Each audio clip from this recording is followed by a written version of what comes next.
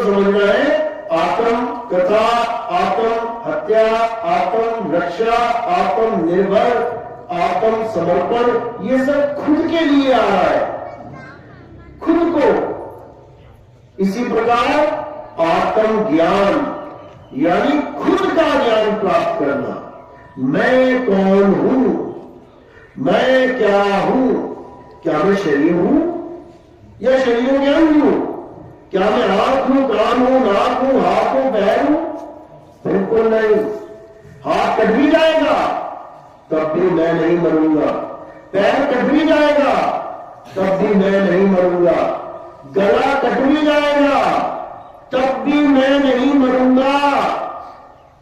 कौन मरेगा? शरीर मरेगा।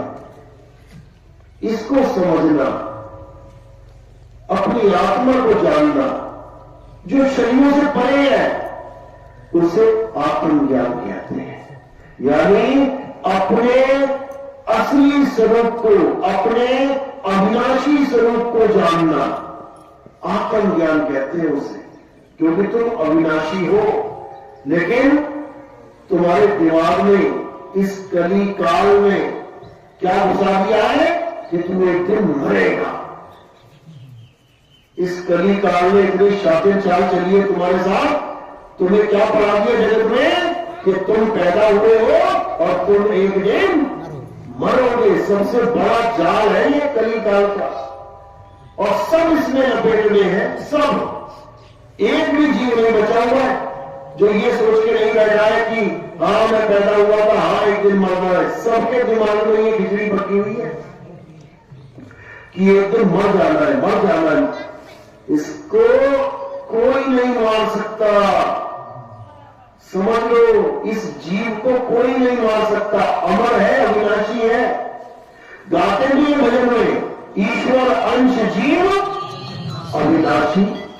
अब बोल तो दिया अविनाशी, लेकिन उसको कभी जाना है कि वो अविनाशी है तो कैसे है, कैसे उसको अविनाशी बोल दिया बिना उसके स्वरूप को जाने। इसलिए सबसे पहले आत्मा का स्वरूप जानना पड़ेगा कि आत्मा है क्या। जिस दिन तुम्हें पता लग गया कि आत्मा कैसी होती है, उस दिन तुम ठोक के कहोगे, पूरे तन के कहोगे, पूरे आत्मविश्वास से कहोगे कि अब मैं समझ गया, मैं नहीं मरूंगा। आज तक कुछ सुन रहा था, आज तक तो सत्संगों में सुना था कि आत्मा अमर है, अजर है, अविनाशी है, लेकिन आज मैंने जान लिया कि आत्मा सच में अजर अमर अविनाशी है। कैसे जाना? स्वरूप ज्ञान के द्वारा।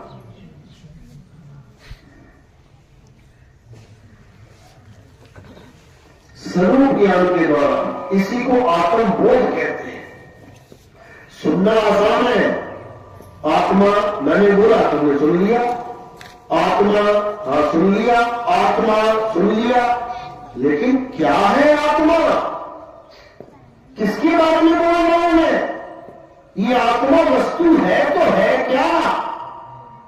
कान हाँ सुन लिया, छूटी लिया, बाल हाँ सुन लिया, छूटी लिया, नाक हाँ सुन लिया, छूटी लिया, पेट हाथ पैर हाँ सुन लिया, छूटी लिया, समझ में आ गया कैसा होता है।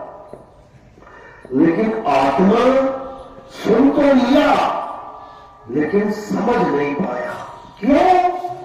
क्योंकि कभी आत्मा का स्वरूप प्राप्त ही नहीं हुआ, कभी आत्मा के साथ साक्षात्कार ही नहीं हुआ। जैसे करंट, मैंने बोला करंट, जिसके करंट लगा है वो एक मिनट में समझ जाएगा मैं क्या बोल रहा हूं। करंट, सबके करंट लगा है? कोई है ऐसा जिसके नहीं लगा है? कोई ऐसा है जिसके करंट नहीं लगा आज तक जीवन में? हाथ खड़ा करोगे? आपको कभी करंट नहीं लगा? बहुत अच्छी बात है। बाकी सब करंट खाए बैठे हैं।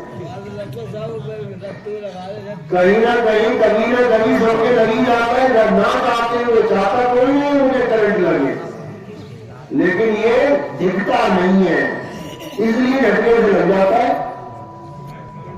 अब जिसको पता है करंट क्या होता है उसको समझाना 2 मिनट का काम है। तो भैया देख रहे हैं पिता को हाथ मत लगाना, करंट है, बंदा एकदम पीछे, अरे करंट है इसमें, और जिसको कभी करंट नहीं लगा उसको 100 बार कह दो अरे इसमें करंट है, वो कभी सोच ही नहीं सकता कि इसको छूने तो होगा कैसा, करंट है कैसा। उसके दिमाग में केवल एक हमको आए कि हाँ इसमें करंट बोला यानी कुछ ना कुछ गड़बड़ है, लेकिन उसको पता नहीं कि होता कैसा है। अब पता करने के लिए क्या करना पड़ेगा, वो बढ़िया तार खुली उसको जाके उंगली लगा ले, अभी जान जाएगा करंट कैसा होता है। बिना अनुभव के क्यों मरना, एक बार अनुभव कर लेते भगवान भी कहेगा हाँ भैया बिना करंट खाए आ गए तो दुनिया से, तेरे लिए स्पेशल करंट बनाया मैंने, सारा कुछ करंट से चल रहा है, तो बिना जाने इस दुनिया से निकल गया कि करंट कैसा होता है। एक बार करंट खा के देख ही लेना, तब समझ में आ जाएगा कि करंट किसे कहते हैं। इसी प्रकार जो चीज तुम्हारे साथ 24 घंटे है, क्या है तुम्हारे साथ 24 घंटे? आत्मा। 24 घंटे हैं, लेकिन उस आत्मा का ज्ञान नहीं है, उस आत्मा का ज्ञान नहीं है। वो आत्मा है कैसी? करंट तो कुछ भी नहीं है उस आत्मा के सामने। करंट तो केवल लोहे के पंखे चला रहा है, करंट तो केवल मशीनों को ही चला रहा है लोहे की, करंट तो केवल बल्ब ही जला रहा है। ये आत्मा 5 तत्वों को चला रही है। देखो ये बैठे 5 तत्व, आकाश भी है, वायु भी है, अग्नि भी है, जल भी है, पृथ्वी भी है, यानी पूरी सृष्टि है। ये सृष्टि किससे बनी है? 5 तत्वों से। तो ये 5 तत्वों को चला ही तो रहा है, यानी सृष्टि चला रहा है आत्मा। लेकिन वो सृष्टि चला रहा है उसको तुम जान नहीं गए, और जो पत्थर की मूर्ति तुम बना रहे हो एक तत्व की, तुम उसको भगवान बना दिया तुमने। जो 5 तत्वों को चला रहा है, जिसको हम सच में भगवान कहें तो कम नहीं है, उसको हमने जाना नहीं। और एक पत्थर की मूर्ति जिसे हम ही उठा के यहां रखते हैं, हम ही उठा के वहां रखते हैं, हम ही नहलाते हैं, हम ही बुलाते हैं, हम ही भोग लगाते हैं, वो भी ना खा पाती है। हम ही लगाते हैं मुंह लगा के चिपका देते हैं लड्डू मुंह पे, वो भी नहीं खा पाती है। उसको हमने भगवान बना दिया। और जो उठा उठा के हम खा रहे हैं, जिसके कारण हम खा पा रहे हैं, उसको हम जानते ही नहीं है। यानी जो मूर्ति, इसको मूर्ति कहते हैं, ये मूर्ति है।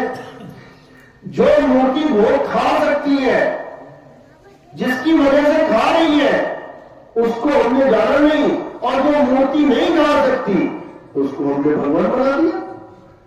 बस यही दिक्कत है। तो भगवान क्या है? भगवान कोई पत्थर नहीं है भाई। ना राम जी पत्थर के थे, ना हनुमान जी पत्थर के थे, ना विष्णु जी पत्थर के थे, ना शंकर जी पत्थर के थे। पत्थर की कौन थी? अहिल्या थी। श्राप लगा था इसलिए पत्थर की थी। अहिल्या को श्राप लगा था पत्थर की थी, भगवान ने प्यार लगाया, पत्थर से इंसान हो गई। यानी भगवान वो है जो पत्थर से इंसान बना दे, और इंसान उससे भी बड़ा है जो भगवान को पत्थर बना दे। बना दिया इंसान ने पत्थर। देखो जहां मर्जी जाओ, मंदिर में क्या है? पत्थर के भगवान किसने रखे? इंसान ने रखे। यानी इंसान इतना बड़ा हो गया कि भगवान को पत्थर बना दिया उसने। वाह इंसान इतना बड़ा ज्ञानी बन गया है। पत्थर कभी भगवान नहीं होता, समझ लो। कृष्ण जी समझा रहे हैं गीता में, हे अर्जुन, तू और मैं ये शरीर नहीं है। तू मुझे देख रहा है, मैं तुझे देख रहा हूं। जो चीज दिखाई दे रही है वो हम नहीं है। जो चीज नहीं दिखाई दे रही वो है हम। कौन नहीं दिखाई देता शरीर को छोड़ते हुए? जब शरीर को छोड़ के कोई निकलता है, क्या वो दिखाई देता है? नहीं दिखाई देता, लेकिन उसी की वजह से शरीर चल रहा है। जब पंखे को करंट छोड़ के जाता है, दिखाई देता है कि वो जा रहा है, वो जा रहा है, वो जा रहा है। जो नहीं दिखाई देगा ना, उसकी वजह से शरीर चल रहा है, पंखा चल रहा है। लेकिन हम एक दूसरे को शरीर मान बैठे हैं, जबकि कृष्ण जी पूरी गीता में यही समझा रहे हैं कि भाई हम शरीर नहीं है, हम आत्मा है, हमारा जन्म और मरण नहीं होता है, हम अविनाशी अजन्मे नित्य है।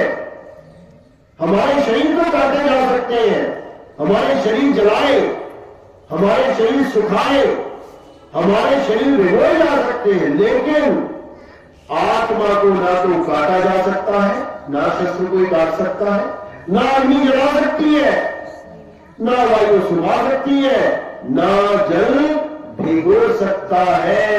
हम वो आत्मा है। लेकिन लोगों ने शरीर तो छोड़ो, शरीर भी मानते समझ में आता, लोगों ने पत्थर बना दिया कृष्ण जी को। सबसे बड़ी दिक्कत तो ये हो जाती है, कृष्ण जी वो है जो पूरे पहाड़ को उठा लिया जिन्होंने, और तुमने उसको मशीन बना दिया जिसको टेढ़ा कर दो तो खुद ही ना उठ पाए। एक मूर्ति को टेढ़ा कर दो, किसी की भी मूर्ति को टेढ़ा कर दो, कितने मिनट में उठ जाएगी, कितने घंटे में उठ जाएगी, कितने दिन में उठ जाएगी, कितने महीने में, कितने साल में, कितने युगों में, कभी नहीं, वो कभी नहीं उठेगी। तो तुमने उसको भगवान बना दिया जो खुद ना उठ पाया, जबकि भगवान ने तो पूरा पहाड़ उठा दिया। समझो, चलो मूर्ति नहीं उठ पाई, तुम किसी आदमी के बच्चे को, अपने बच्चे को, छोटे से बच्चे को टेढ़ा कर दो, कितनी देर में हो जाएगा? तुरंत 2 सेकंड में हो जाएगा। तुम बकरी के बच्चे को टेढ़ा करके देख लेना, कितनी देर में हो जाएगा? तुरंत उसी वक्त। तुम मंदिर के बच्चे को टेढ़ा करके देख लेना, 2 सेकंड में खड़ा हो जाएगा। अरे वो भगवान लोग खड़ा नहीं हो पाए और ये जानवर लोग खड़े हो जा रहे हैं, क्या फर्क है दोनों में? क्या फर्क है? क्योंकि जानवरों में आत्मा है और पत्थर में आत्मा नहीं है। अब कोई कहना नहीं है वो प्राण प्रतिष्ठा नहीं होगी ना, नहीं होगी इसलिए चलो प्राण प्रतिष्ठा वाले को कर देते हैं भाई। प्राण प्रतिष्ठा वाला ले आए मूर्ति में पंडित जी से प्राण करवा के उसको टेढ़ा कर देते हैं, उठ जाएगी वो कितने मिनट में, कितने साल में, कितने युग में, कभी ना उठ पाएगी। इसी भ्रम को तोड़ना है। हम मूर्तियों के खिलाफ नहीं है, ठीक है, इसकी जहां श्रद्धाएं जुड़ी है अच्छी बात है, ABCD LKG पढ़ रहा है अच्छी बात है, लेकिन अगर कोई पढ़ाई में स्कूल में आ गया है तो उसको बता देना चाहिए कि बेटा केवल ये स्कूल तेरी मंजिल नहीं है। जैसे ये गांव का स्कूल है, कहां तक होगा ये? 5वीं तक, 8वीं तक, 10वीं तक। लेकिन अगर ये कह दिया जाए कि इस स्कूल के आगे कुछ नहीं है तो उस विद्यार्थी के साथ अन्याय होगा, जो केवल ये मान के बैठ जाए कि जो गांव में हमारा स्कूल है बस इसी को पास कर दूं मेरा कल्याण हो जाएगा। नहीं होगा, क्योंकि मंजिल और आगे है। 10वीं करने के बाद 12वीं शायद किसी और गांव में जाना पड़े, 12वीं करने के बाद कॉलेज शायद किसी शहर में जाना पड़े, शहर के कॉलेज से भी आगे हायर स्टडीज शायद किसी और देश में जाना पड़े, जाते हैं लोग पढ़ने। यानी अपनी मंजिल को जानो कि मैंने कहां तक जाना है। केवल मंदिर, मस्जिद, गुरुद्वारे तक सीमित नहीं होना है। वो तो हमें ज्ञान दे रहे हैं कि बेटा आगे बढ़ो, वो रोक नहीं रहे अपने तक। मंदिर में कृष्ण जी की फोटो है, तुम पूज रहे हो, इसका मतलब तुम्हें प्रेम हो गया कृष्ण जी से, केवल मंदिर में सीमित होने के लिए नहीं, वो इसलिए कि अब गीता पढ़ो। मंदिर में प्रेम हो गया, अब गीता कहां मिलेगी? अब गीता तुम्हें बाहर मिलेगी, खरीदो जाके गीता। मंदिर में गीता नहीं मिलेगी, मंदिर में कौन पढ़ रहा है गीता? मंदिर में केवल पूजा चल रही है। कोई आता है महात्मा, मंदिर में प्रोग्राम करता है, 5 दिन की, 6 दिन की, 7 दिन की पूजा करवाता है, गीता के बारे में बताता है, आत्मा का ज्ञान समझाता है, उसके बाद फिर वही पत्थर पूज के चला जाता है। तो इससे भी कल्याण होने वाला नहीं है। इसीलिए आत्मा को जानो। पलटू साहब कह रहे पलटू पूजे आत्मा, अरे नित्य आए नित्य जाए और पाकर पूजे मूर्खा, हाथ जोड़ भी आए। पलटू साहब कह रहे हैं कि हम आत्मा के पुजारी हैं। घर में बच्चा पैदा होता है, बच्चा पैदा हुआ, खुशी हुई, लड़का पैदा हुआ, लेकिन उसमें आत्मा ना हो तो कितनी खुशी होगी। बच्चा पैदा हुआ, लड़का पैदा हुआ, लेकिन उसमें आत्मा की कमी है, कितनी खुशी होगी। बिल्कुल भी नहीं, गम हो जाएगा। यानी हम उसकी पूजा कर रहे हैं जिसके ना होने से तुम्हें गम हो रहा है और जिसके होने से तुम्हें खुशी हो रही है। किसकी बात कर रही है? शरीर की आत्मा की? आत्मा की। शरीर को दोनों कंडीशन में मिल जाएगा तुम्हें। बच्चा तो दोनों कंडीशन में तुम्हारे हाथ में है, चाहे मरा हुआ है चाहे जिंदा है, बच्चा तो तुम्हारे हाथ में है ना। फोटो खिंचवा दो उसकी अपने साथ। लेकिन खुशी और गम वो बच्चा नहीं दे रहा है, वो शरीर नहीं दे रहा है, वो कौन दे रहा है? आत्मा दे रहा है। आत्मा नहीं है, बच्चा हाथ में है, बजाओ ताली बजाओ, ताली नहीं बजाओगे, जबकि बच्चा हाथ में है। लड़का है, लड़की भी नहीं है, लेकिन कोई खुशी नहीं। क्यों? आत्मा ही नहीं है। और ताली ताली बजा दी, भंडारे कर दिए, पता लगा थोड़ी देर में वो निकल गया, अब बीच में रोना धोना चालू हो गया। तो शरीर तो तुम्हारे हाथ में है ना, रो क्यों रहे? क्योंकि शरीर का कोई महत्व ही नहीं है आत्मा के सामने। वैसे बड़ा महत्व है इसका, क्योंकि इसके बिना आत्मज्ञान नहीं हो पाएगा। कोई कहे कुत्ता बिल्ली हाथी घोड़ा इनको आत्मज्ञान हो जाए, नहीं हो सकता। केवल इंसान जन्म का ये प्रधान गुण है कि तुम्हें आत्मा का ज्ञान हो सकता है। इतना बड़ा दरवाजा है ये मुक्ति का, लेकिन इसको कोई जान नहीं रहा। पत्थर पूजने में सारा जीवन बर्बाद कर दे रहा है। जो डोले में बोले उसको भगवान मान रहा है, और जिसकी वजह से ये शरीर डोल रहा है, बोल रहा है, खा रहा है, पी रहा है, उसको जान ही नहीं पा रहा। तो इसी को कबीर साहब ने बोला कि परमात्मा को पाना चाहते हो तो पहले आत्मा को जानो। कहते हैं आत्म चीने तो परमात्म चीने। और संत का आवे सोए और यह भेद काया से न्यारा, बूझे फिर बात हो। ये काया से न्यारा खेल है भाई, आत्मा का खेल है, आत्मज्ञान का खेल है। तो साईं समझा रहे हैं, कबीर आत्मज्ञान का बड़ा नगर में शोर, और पूछो कैसी आत्मा, और देते दात रिपोर्ट। यानी आज बड़े बड़े ज्ञानी बने हुए हैं, आत्मा आत्मा आत्मा कर रहे हैं, आत्मज्ञान आत्मज्ञान, और उनसे पूछ लो केवल महात्मा जी आत्मा होती कैसी है? फिर देखो जवाब क्या मिलता, फिर देखना क्या क्या जवाब मिलते हैं। तुम सिर पे हाथ रख के बैठ जाओगे कि बाप में इसको महात्मा समझ बैठा था, मैं इसको महात्मा समझ बैठा था जिसको आत्मा की एबीसीडी नहीं पता, जो खुद पत्थर पूज रहा है, मैं उसको आत्मज्ञानी मान बैठा। जो खुद मंत्र जप रहा है, राधे राधे, राम राम, हरे कृष्ण, अल्लाहू अकबर, पता नहीं क्या क्या जप रहा है, इंसानों के द्वारा बनाए नाम जप रहा है, मैं उसको आत्मज्ञानी समझ बैठा। पता नहीं किस किस नदी में जाके डुबकियां ले रहा है, मैं उसको आत्मज्ञानी समझ बैठा। तब समझ में आएगी ये बात, अभी नहीं आएगी। तो इसलिए कबीर साहब कह रहे हैं कि पूछो कैसी आत्मा, और देते दातरी को। इसलिए आत्मज्ञान तब समझ में आएगा जब आत्मज्ञानी गुरु आएगा, वही तुम्हें बताएगा आत्मा कैसी होती है। क्यों?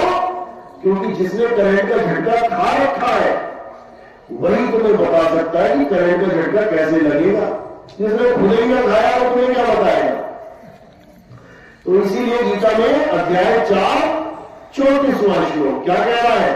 हे अर्जुन, जो ज्ञान मैं तुम्हें समझा रहा हूं, आत्मा का ज्ञान, अगर तुम इस ज्ञान को प्राप्त करना चाहते हो तो तुम ऐसे तत्वदर्शी संत के पास जाओ। तत्वदर्शी संत का मतलब जो तुम्हें तत्वों का ज्ञान करवा दे। कितने प्रकार के तत्व हैं? 2 प्रकार के तत्व। कौन कौन से? एक असत्य तत्व और एक सत्य तत्व। असत्य तत्व क्या है? ये पंच भौतिक तत्व असत्य है। असत्य क्यों है? क्योंकि ये बनते बिगड़ते हैं, ये पल पल बदलते हैं, ये सदा एक से नहीं रहते, इसलिए ये असत तत्व है। और सत तत्व क्या है? आत्मा ही सत्य है। हे अर्जुन, अगर तुम सत्य को प्राप्त करना चाहते हो तो तुम उस तत्वदर्शी संत के पास जाओ जिसके पास निहित तत्व यानी आत्मा का ज्ञान हो। वही तुम्हें तुम्हारी आत्मा का ज्ञान करवा सकता है। एक बार आत्म ज्ञान हो जाने पर कभी जीवन में अज्ञान प्रवेश नहीं करता। अध्याय 4 35वां श्लोक पढ़ो। यानी एक बार तुम्हें आत्म ज्ञान हो गया, उसके बाद तुम कभी जीवन में अपने आप को शरीर नहीं मान सकते। कोई कितना ही जोर क्यों ना लगा कि तुम मर जाओगे मर जाओगे। अरे हम ना मरेंगे, मरे न संसारा, और हमको मिला जीवन हारा। हमें आत्मज्ञान मिल गया है, अब नहीं मरते, भूल जाओ। अब शरीर छोड़ेंगे, और कैसे छोड़ेंगे उसका भी ज्ञान है। बिना ज्ञान के अज्ञानियों की तरह नहीं छोड़ेंगे। तो यही कबीर साहब समझा रहे हैं कि जब आत्मा का ज्ञान हो जाता है तो सारे जीवन के लिए हो जाता है। जैसे एक बार भी तुम्हें अगर करंट लग गया एक बार, तो कब तक के लिए रहेगा एक्सपीरियंस? सारी उम्र के लिए। चाहे बचपन में लगाओ तब भी तुम्हें पता है, बुढ़ापे तक याद रहेगा कि क्या हुआ था। यानी दोबारा तुम अज्ञान को प्राप्त नहीं कर पाओगे, तुम भूल नहीं जाओगे उसको। अरे बचपन में लगा था, भूल गया में कैसा होता है? ऐसा नहीं हो सकता। एक बार तुमने तैराकी सीख ली, एक बार तुम तैरना सीख गए, अब सारी उम्र में भूलोगे। तुम्हें कभी भी कोई भी धक्का दे दे, ऐसा नहीं हो मुझे पहले आपकी में भूल गया, ऐसा नहीं हो सकता। एक बार तैराकी आ गई ना, उसके बाद तुम तैरोगे सारी उम्र के लिए। यही गीता में समझाया जा रहा है कि एक बार आत्मज्ञान हो जाए तो तुम चाहकर भी अपने आप को शरीर नहीं मान सकते, क्योंकि तुम्हें पता है कि मैं क्या हूं। पंखा और करंट दो चीजें हैं। जिसको करंट का ज्ञान नहीं है वो पंखे में करंट मार के बैठा हुआ है, यानी वो चाहो सोच रहा है कि पंखा चल रहा है खुद से, पर ऐसा नहीं है। पंखे का स्वरूप अलग है, करंट का स्वरूप अलग है। पंखे के 3 पर है, करंट के कितने पर है? एक भी नहीं। पंखे का एक रोटेटर है, कौन सा? करंट का कितना रोटेटर है? एक भी नहीं। पंखे की एक डंडी है, टंगी हुई है छत से, करंट की कितनी डंडियां हैं? एक भी नहीं। पंखा काला है, पीला है, हरा, गुलाबी, नीला, करंट कैसा है? किसी रंग का नहीं। दोनों स्वरूप अलग अलग है बिल्कुल। लेकिन एक तो पंखे को मान बैठा है, मेरे कृष्ण जी, प्यारी प्यारी आंखें, प्यारे प्यारे गाल, सारी प्यारी खाल, और एक जान रहा है कि इस खाल बाल को चला कौन रहा है। एक समझ रहा है पंखा लाल गुलाबी प्यारा पंखा, और एक समझ रहा है पंखे को चला कौन रहा है। दोनों तत्वों का ज्ञान है जिसे असत्य का भी सत्य का भी वही सद्गुरु है। दोनों का ज्ञान है उसे, तभी तो दोनों से रूबरू करवाएगा, तभी तो असत्य को असत्य और सत्य को सत्य बताएगा। यही गीता में समझाया जा रहा है कि गुरु वो होता है जो असत्य तत्व और सत्य तत्व को अलग अलग करके दर्शा दे, और सत्य तत्व यानी आत्मा का बोध करवाए, उसको विधि बताए कि कैसे बोध होगा। जो चीज मेरे पास लगातार मेरे साथ है, मैं उसको कैसे जानूं। वो जब ज्ञान हो जाएगा तब समझ लो कि अब परमात्मा कहीं दूर नहीं है, तुम्हारी आत्मा में ही परमात्मा का वास है। तुम्हारी आत्मा में ही परमात्मा का वास है। कैसे? कबीर साहब समझा रहे, कह रहे ज्योतिर्मयी तेल है और ज्यों चकमक में आग, तेरा साईं तुझ में है, जाग सके तो जाग। कह रहे ज्योतिर्मयी तेल है, अगर तिल अपने अंदर ना खोज के तेल को बाहर गलियों में ढूंढने लग जाए तो कब मिलेगा तेल उसे? कभी नहीं मिलेगा। अगर चकमक पत्थर अपनी अग्नि को अपने पास ना खोज के जा रही है हरिद्वार, जा रही है काशी ढूंढने, कभी नहीं मिलेगा।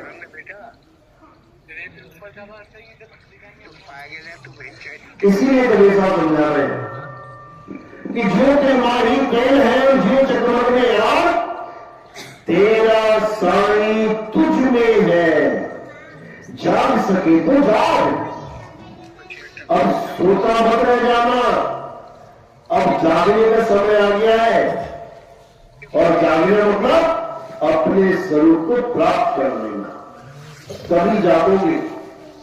अगर आत्मा के अलावा और किसी की भी पूजा करते रहे तो समझ जाना कि वो नाशवान तत्वों की पूजा चल रही है।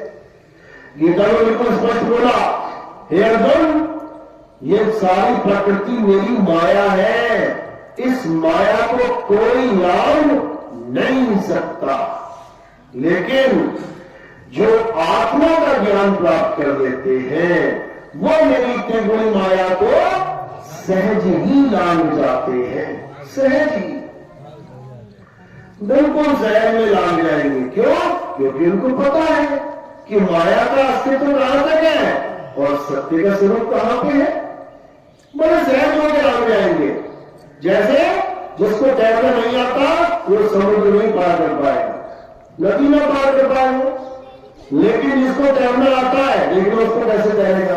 बड़ी सहजता से, आराम से, धीरे धीरे धीरे धीरे नदी पार कर देगा, क्योंकि उसको ज्ञान है, उस चीज का ज्ञान है जिससे नदी पार की जाती है। इसी प्रकार जीव को जब ये माया को पार करने का ज्ञान मिल जाता है तो बड़े सहजता से, यानी इधर शरीर छूट रहा है और वो अपने स्वरूप में जाना है, इतना सहज हो जाता है। उसको पता है कि मैंने क्या करना है, इतना सहज हो जाता है और बड़े आराम से ना हूं ना अपने प्राण को त्याग देता है, अपने शरीर को त्याग देता है। इसी को साहब ने बोला कि जिस मरने से जग डरे मेरे मन आनंद, और मरने पर ही पाइए पूर्ण परमानंद। अब ये दुआ बोलने की क्या जरूरत है साहब को? इसके पीछे भेद छुपा है।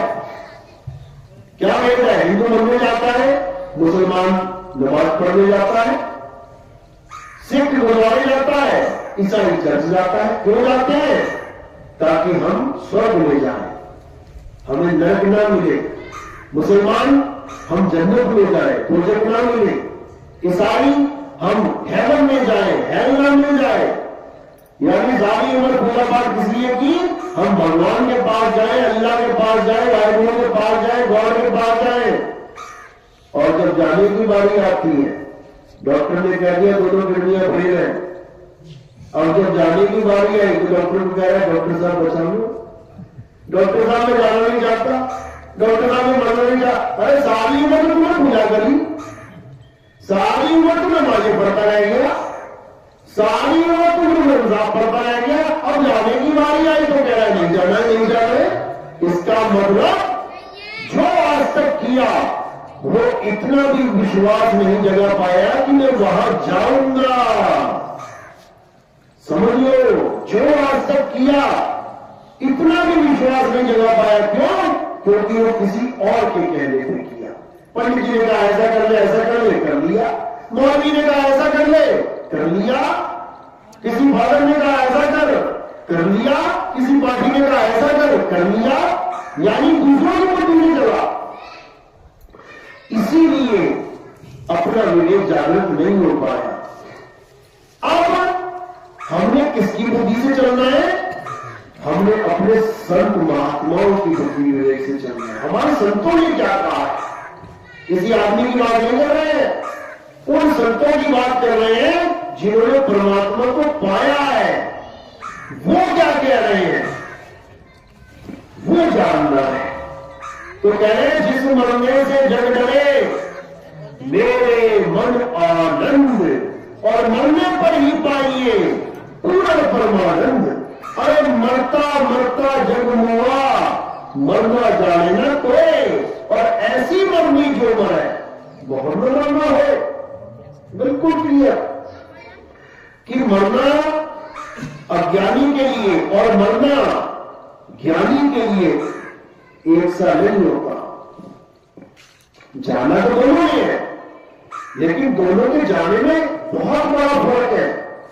अरे आए हैं तो जाएंगे, राजा रंग फकीर और एक सिंहासन चढ़ चले, एक बंधे जंजीर। दोनों के जाने में फर्क है, दोनों के जाने में फर्क है। एक तो रो के जाएगा यहां से, पापा बचा लो, मम्मी बचा लो, रखना बचा लो, और एक कहेगा चल बढ़िया वाला चली, बढ़िया है, खेल खत्म हुआ, अब चले अपने घर, रहना नहीं देश बिगाना है। वो निकलेगा, हमारे से अरदास करेगा निकालो, और परमात्मा क्या करेंगे, उस काल से बचा लेंगे। कैसे बचाएंगे, तलवार लेके आ जाएंगे सामने। कैसे बचाते, राम जी ने कैसे बचाया लोगों को, धनुष बाण से। कृष्ण जी ने कैसे बचाया, चक्कर से। नरसिंह ने कैसे बचाया, नागों से फाड़ दिया पेट। कबीर साहब कैसे बचाएंगे, कैसे बचाएंगे, क्या करेंगे उनको बचाने का।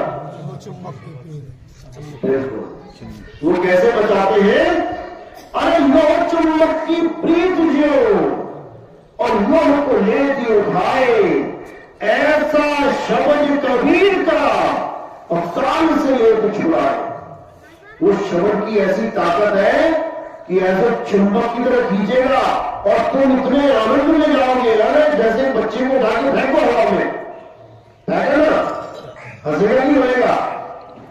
अगर उसको पूरा विश्वास है अपने पिता पे, जिसने उसको उछाल दिया 5 फुट ऊपर, तो वो क्या करेगा, खूब हंसेगा, हंसता हंसता नीचे आएगा। और जिसको विश्वास नहीं है वो हाथ पकड़ लेगा, पापा नहीं, पापा नहीं, पापा नहीं। तो यहां पर भी यही बात हो रहा है, जिसको विश्वास है वो तो और उड़ने की कोशिश करेगा, अरे खींच ले भाई, मैं तैयार हूं चलने के लिए। और जिसको विश्वास नहीं है वो नीचे जाने की कोशिश करेगा, वो काया को पकड़ने की कोशिश करेगा, और जो काया को पकड़ने की कोशिश करेगा वो फिर काया नहीं रहेगा। फार्मूला यही है। वो कह रहे हैं साहब, वो तो कहा ढूंढे बंदे, मैं तो तेरे पास में, काशी में नहीं बैठे हो कि सारा कबीर पंथ जा रहा है काशी में माथा टेक रहे। बताओ, पत्थर को, जिस पत्थर को साहब मना कर रहे हैं कि मत पूजो, तो कबीर साहब जो पत्थर की पूजा मना करते रहे, इन लोगों ने कबीर साहब की मूर्ति बनानी पत्थर की। वाह रे वाह। जो कहते हैं पैर मत लगाओ, पैर मत लगाओ, उसी के नाम पे कहते हैं और उसके नाम पे ही 2 पैर लगा देते हैं। वाह रे वाह। ये हाल है कबीरपंथियों का।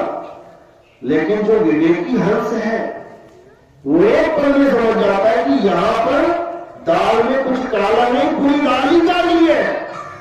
वो निकल जाता है वहां से। तो जाहिर करने जा रहे हैं कि वो को कहां ढूंढे बंदे, मैं तो तेरे पास में, ना मंदिर में, ना मस्जिद में, ना काबे कैलाश में। क्यों बोला ये, इसलिए बोला कि तुम्हारा विवेक जगे, तुम्हारे पीछे 5 कुत्ते लग जाए।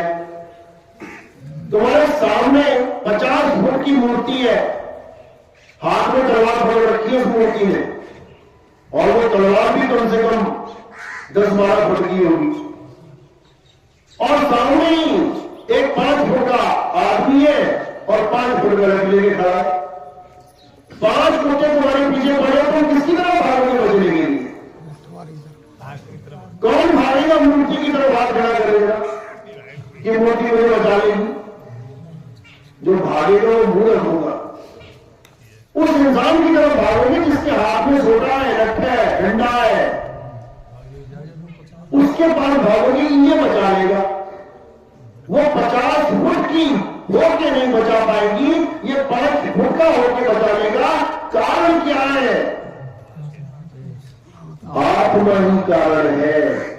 उस आदमी में आत्मा है और आदमी मरा पड़ा है, फिर किसकी तरफ भागोगे? किसकी तरफ भाग रहे? अरे लड़की की तरफ भागो, तेरे अंदर भी तो आत्मा है। उठा ले, बजा दे एक बार अच्छे से। 5 में से एक भी ना आएगा पास तुम्हारे। ये आत्मा की ताकत है। वो मरा हुआ आदमी लकड़ी उठा पाएगा, क्यों? आत्मा नहीं है वहां पे भाई, तेरे अंदर तू उठा ले। तो ये आत्मा का खेल है, यहां पे पत्थरों का खेल नहीं है। तो साईं कह रहे ना मंदिर में, ना मस्जिद में, और ना काबे कैलाश में, ना मैं जप में, ना मैं तप में, और ना एकांत निवास में। क्या करवा रहे हैं सारे गुरु हमें? 99% गुरु पूरे संसार में, 99 तो मैंने कम बोला है, 99.999 जितना लंबा खींच दो, ये सब तुम्हें जप तप व्रत पूजा पाठ ही करवा रहे हैं। जो मदद कर रहे हैं कभी साहब वही करवाने में लगे हुए हैं। इसलिए साहिब ने बोला कि ये सब छोड़ और पूरा विश्वास रख उस चुंबक के ऊपर, वही है जो तेरा बेड़ा पार करेगी। तो कह रहे हैं ना मैं जपने, ना मैं तपने, ना एकांत निवास में, और खोजी होए तुरंत मिल जाऊं। वो चुंबक कहीं दूर नहीं है, वो बिल्कुल तेरे पास में है। वो चुंबक बिल्कुल पास में है। जैसे एक दाना पिस रहा है चक्की में, अब बचने के लिए क्या है? कील। कितनी दूर है? बिल्कुल पास में है, चक्की नहीं है। जबकि दाना उसको कीली के पास जाता है, लेकिन कील को छोड़ के जो दाना दूर होता जाता है वो पिसता जाता है।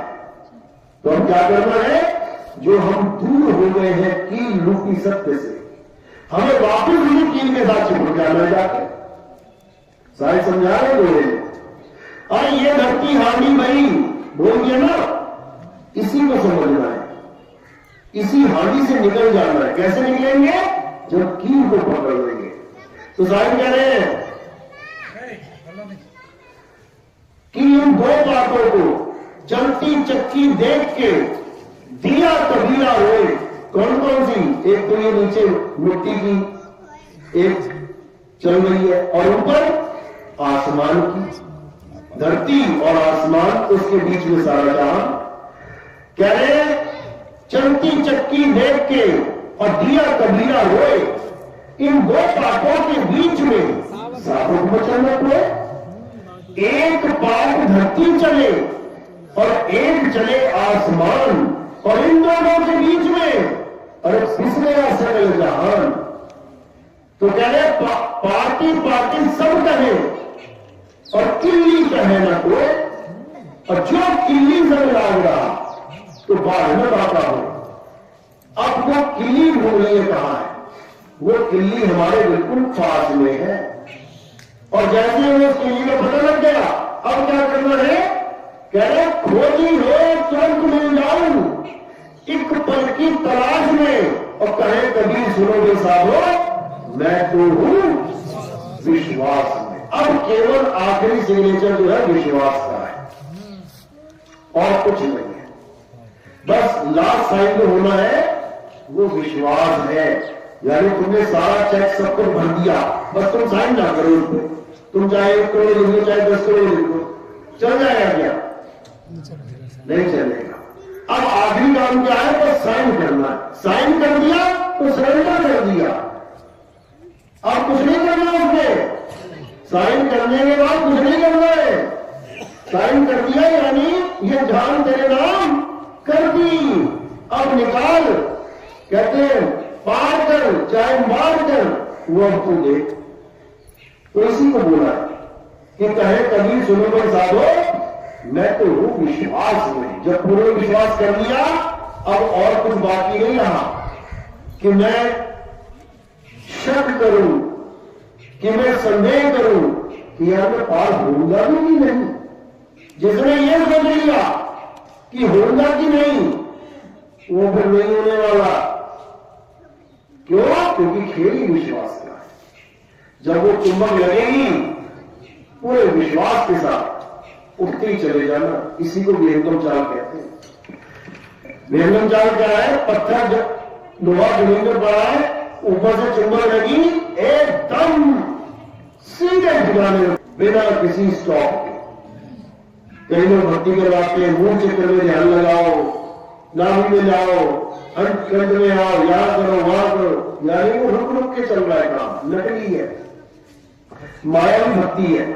जो असली भक्ति है वो विहंगम चाल से चलेगी। साहिब समझा रहे हैं, अरे शब्द विहंगम चाल हमारी, और कहे कबीर सतगुर देवतारी, खुले कपाट शब्द झलकारी, पिंड अंड के पार सो देश हमारा है। कह रहे सबसे पहले तो चाबी मिलेगी तुम्हें, क्योंकि तुम्हारा जो द्वार है उस पर ताला लगा है, और अगर चाबी नहीं होगी तो क्या होगा? तो उसको तोड़ना पड़ेगा। दो ही ऑप्शन है, या तो चाबी लगा के ताला खोलो, या फिर दरवाजा तोड़ो। अब दरवाजा तोड़ेगा कौन? जो योगी पुरुष होते हैं, यानी हठ योगी, प्राण योगी। इनके पास चाबी नहीं होती, शब्द रूपी चाबी नहीं होती, लेकिन इनको इतना ज्ञान जरूर हो जाता है कि 9 द्वारों से नहीं निकलना है। 9 द्वार कौन से? ये कान, आंख, नाक, मुख, लिंग और गुदा।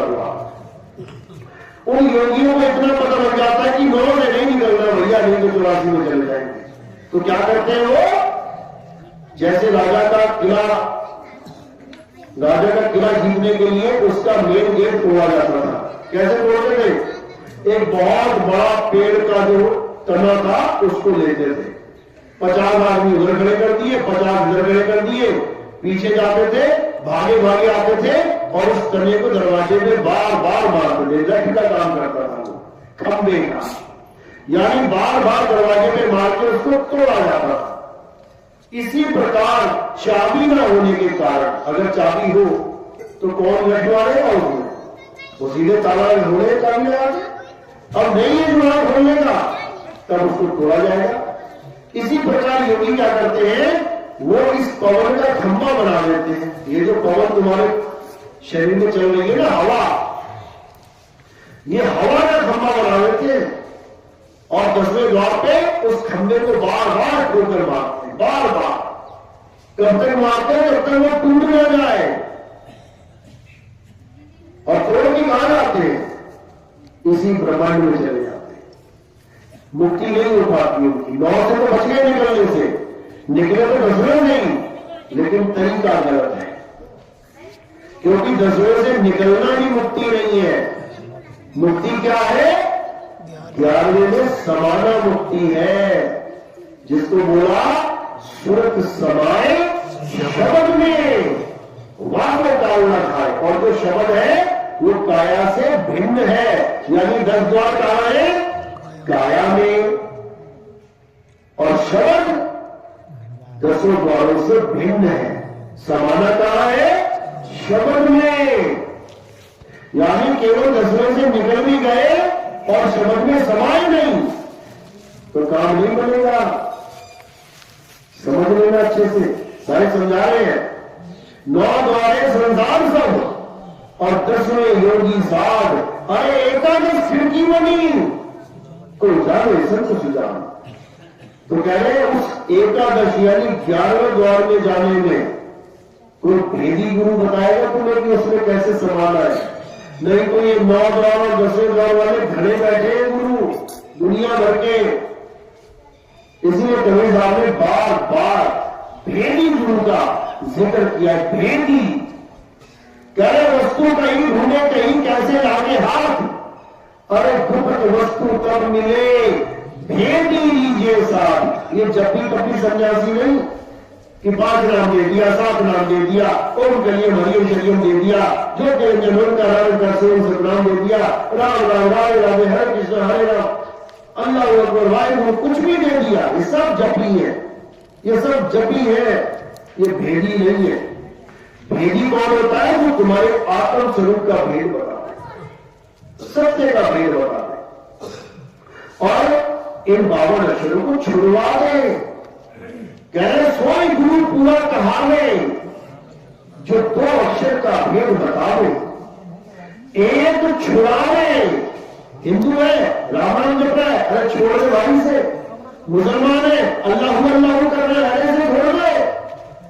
सिख है वाहिगुरु छोड़ दे इसको भाई। ईसाई है गवर्नमेंट कर रहा है, छोड़ दे। तो करे क्या? एक छुड़ावे एक रखावे। हिंदू है तो हिंदू होके अपनी आत्मा को जान, मुसलमान है तो मुसलमान होके अपनी आत्मा को जान, सिख है तो सिख होके अपनी आत्मा को जान, ईसाई है तो ईसाई होके अपनी आत्मा को जान। जैसे प्यास लगी तो कोई कहे मैं वाटर वाटर जपूंगा, कोई कह रहा मैं जल जल जपूंगा, कोई कह रहा मैं पानी पानी जपूंगा, कोई कह रहा मैं नीम नीम जपूंगा, कोई कह रहा मैं कोई कोई जपूंगा। पांचों ही प्यासे मर जाएंगे, क्योंकि जपने से प्यास मिलेगी नहीं। तो क्या करना है? जो जप रहा है उसे छोड़ दे और क्या करे? जिसको जप रहा है, जिस वस्तु का पानी नाम है, जिस वस्तु का वाटर नाम है, जिस वस्तु का जल नाम है, उसको ढूंढ। वो है कहां और ढूंढ के प्राप्त कर। जपने की जरूरत ही नहीं है। अगर परमात्मा हमें नहीं मिल रहा है तो इसलिए नहीं मिल रहा है क्योंकि हम जप रहे हैं। परमात्मा का नाम जपना ही सबसे बड़ा रोड़ा है परमात्मा ना मिलने के लिए। नहीं मिल रहा है इसीलिए क्योंकि जप रहा हूं। करना क्या है? हे अर्जुन, मेरा वास हर जीव के हृदय में है। करना क्या है? हृदय में ढूंढना है। मेरा वास हृदय में है, तुम्हारे बनाए हुए मंदिर मस्जिद में नहीं है। अब हृदय का मतलब ये नहीं कि पंपिंग स्टेशन को तुम दिल को हृदय मान लो, इसमें नहीं बैठा हो। हृदय का मतलब है आत्मा। हृदय का मतलब ये वाला दिल नहीं है, इसमें तो कोई तीर मारे जो बंद हो जाएगा ना। आत्मा में कोई तीर मारे उसको छू भी नहीं सकता। तो इसी हृदय का उदाहरण हनुमान जी ने दिया। जब उनको पूछा विभीषण ने कि राम जी तो जा रहे भैया, अब कैसे उनके दर्शन करेगा? तो हनुमान जी ने कहा वो मेरे हृदय में विराजमान है, मुझे किसी अयोध्या के मंदिर में जाने की जरूरत नहीं है। और उस हृदय को हम लोग ये वाला हृदय मान बैठे कि उन्होंने छाती फाड़ के दिखा दी, उसमें राम जी खड़े थे। वो हृदय नहीं है भाई, ये वो हृदय नहीं है। हृदय का मतलब है हमारी आत्मा, यानी प्रभु राम कहां बसते हैं? हमारी आत्मा में बसते हैं परमात्मा। जिसको बोला तुझमें राम मुझमें राम, अरे सब में राम समाया, सबसे कर लो प्रेम जगत में, कोई नहीं पराया। कौन से राम की बात चल रही है? ये आत्म राम है। मतलब मुसलमान कहेगा मैं मेरे में नहीं समाया राम, भैया तेरे वाला तेरे में ही होगा, मेरे में नहीं है। वो कभी राम नाम पे एग्री नहीं करेगा, कभी मानेगा नहीं। लेकिन तुम एक बार कह दो कि तुझमें आत्मा मुझमें आत्मा सब में आत्मा समाया, सबसे कर लो प्रेम जगत में कोई नहीं पराया, इसको मान लेगा। एक बार भी नहीं बोलेगा कि नहीं तेरे अंदर आत्मा होगी मेरे अंदर नहीं, मानना पड़ेगा उसे कि यार मेरे अंदर भी आत्मा है। तो इसी आत्मा का नाम आत्म राम है। वो धनुष बाण वाले राम जी की बात नहीं है ये। वो तो त्रेता में आए थे, इसलिए आए थे कि त्रेता युग आया। त्रेता युग ही ना होता, केवल 3 युग होते, सतयुग, द्वापर, कलयुग। तो राम का नाम भी ना होता। कहानी तो बहुत दूर की बात है, सुना सुना के लोग करोड़पति बन रहे हैं। राम जी की कथा सुना सुना के लोग अरबों रुपया कमा रहे हैं। वही कथा सुना रहे हैं जो हम बचपन में सुनते आ रहे हैं, कुछ नया नहीं बता रहे। जो चीज हमें पहले से पता है वही हमें बता के अरबपति होते जा रहे हैं। और जो चीज हमें नहीं पता है, आत्मा का ज्ञान, वो उनको भी नहीं पता है, हम तब भी उनको आत्मा कह रहे हैं।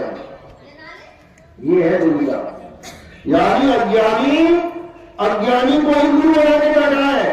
ना गुरु को आत्मज्ञान का पता, ना चेले को आत्मज्ञान का पता। गुरु ने पत्थर पूजे और चेला भी पत्थर पूजे, हो गए दोनों की मुक्ति कभी नहीं हो सकती।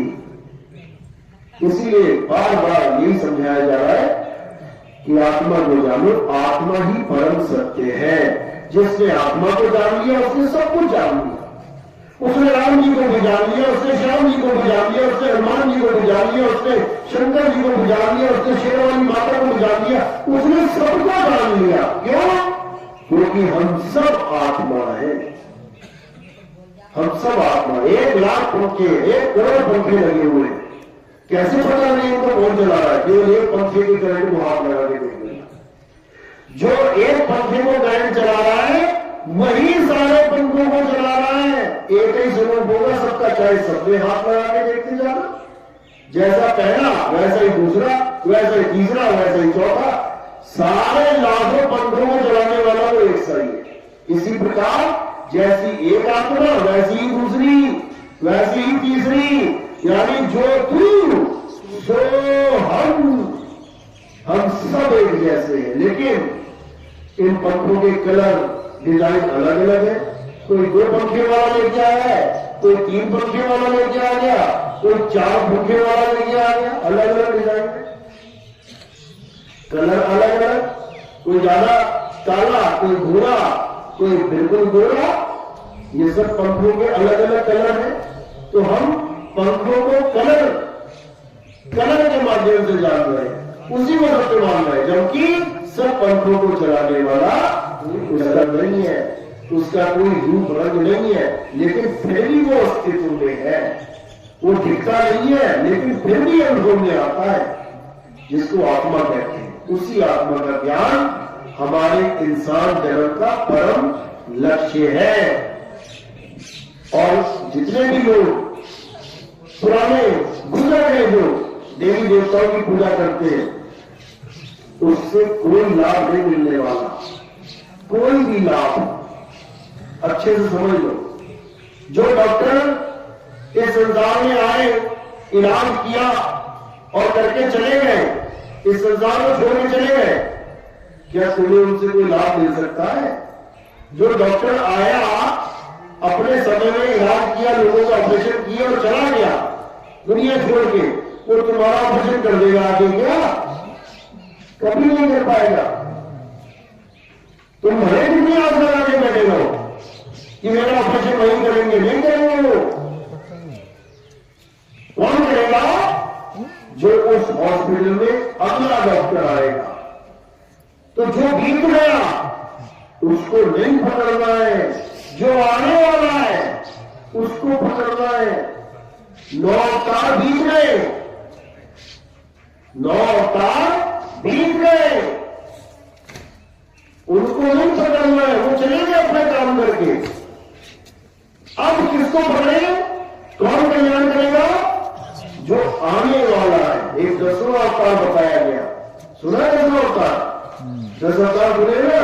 9 को तो पता लग गया कौन कौन है। 10वें का नाम क्या है? कल्कि अवतार है। वो बताएंगे तो तभी समझ में आएगा जब हमें उनकी कार्यशैली का पता लग जाए कि वो क्या करने आएंगे। राम जी क्या करने आए थे? रावण को मारने आए थे। कृष्ण जी आए थे किसको मारने के लिए? कंस को मारने के लिए आए थे। नरसिंह आए थे किसको मारने के लिए आए थे? हिरण्यकश्यप को मारने के लिए आए थे। सबको मारा, चले गए। अब कल्कि अवतार किसको मारने के लिए आएंगे? जिस दिन तुम्हें यह समझ में आ जाएगा ना, उस दिन तुम्हें हर चीज समझ में आने लग जाएगी। सबसे बड़ा युद्ध जो होने वाला है वो कल्कि भगवान का होगा। ये राम जी वाला युद्ध तो छोटा सा था, बिल्कुल। कृष्ण जी वाला तो छोटा सा था। अगर किताबों में ना लिखा होगा हमें पता भी नहीं लगता, समझ रहे हो? लेकिन जो कल्कि का युद्ध होगा ये पूरे संसार में होगा, पूरे वर्ल्ड में। और किसके साथ होगा? कली भगवान के साथ। कली भगवान यानी काल भगवान, इनका युद्ध होगा। यानी ज्ञान और अज्ञान का युद्ध होगा। और ये युद्ध पूरे वर्ल्ड में होगा, पूरे संसार में। और इस युद्ध के बाद सारी दुनिया सनातनी हो जाएगी। सनातनी सारी दुनिया को सनातनी बना देंगे। ये ऐसा युद्ध होगा। तो इसी के बारे में मुसलमानों की हदीसों में, ग्रंथों में लिखा हुआ है कि एक ऐसा ज्ञान चलेगा, और कहां से चलेगा? पूरे संसार का नाम नहीं लिखा, केवल भारत देश का नाम लिखा है। सोचो, अरब देश में जो ग्रंथ लिखे गए हैं मोहम्मद साहब के टाइम पे, कुरान, हदीस, उसमें हिंदुस्तान का नाम लिखा हुआ है। धर्म कहां चल रहा है? धर्म कहां पर शुरू किया उन्होंने मुसलमान का, और नाम हिंदुस्तान का आ रहा है उसमें।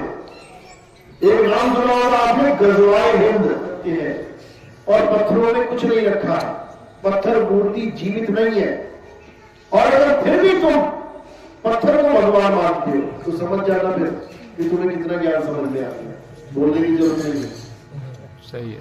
तो कहने का मतलब यही है कि अब मालिक की दया से एक मौका मिला है कि अब हम आगे के ज्ञान को समझें, गीता के सार को समझें। गीता का सार क्या है कि नैनम छिन्दन्ति शस्त्राणि, नैनम दहति पावका, न चैनम क्रोधन्तापे न शोषति मारुता। हे अर्जुन, इस आत्मा को मारने में कोई सक्षम नहीं है, ना इसको अग्नि जला सकती, न वायु सुलगा सकती, न जल भिगो सकता है। इसी आत्मा को प्राप्त करना हमारे इंसानी जन्म का परम लक्ष्य है।